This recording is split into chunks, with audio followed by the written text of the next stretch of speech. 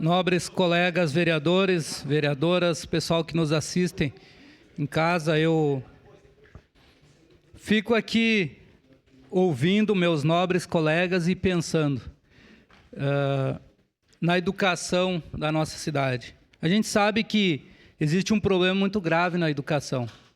Eu falava isso, a minha primeira fala aqui, vereadora Sandra, foi sobre isso, sobre a educação. E sim, vereadora Andressa, eu falo sim sobre o Brizola, porque, e sempre falei, é muito fácil vir aqui falar sobre o Brizola, sair ali e fazer o contrário. Mas nós não, esse vereador, a gente está aqui para representar o povo que me elegeu, e principalmente o povo mais pobre dessa cidade, mais carente dessa cidade, me elegeu. Então, eu com certeza sou a favor da educação, sim. Sempre vou ser a favor, porque só a educação liberta, a educação transforma.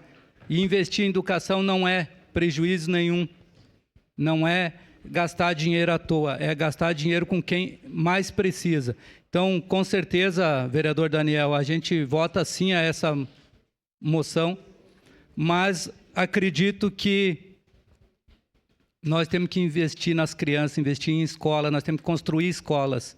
Não está bom aqui, todo mundo sabe que não está bom, todo mundo já concordou aqui que não está boa a educação do jeito que está, tem que mudar, as mudanças têm que ser feitas. Vamos ver como fazer essas mudanças. Todo mundo já falou que está errada a forma que foi feito. Vamos dialogar, vamos conversar e vamos resolver. Era isso, senhor presidente. Próximo inscrito para declaração de voto, vereadora Estela Balardim.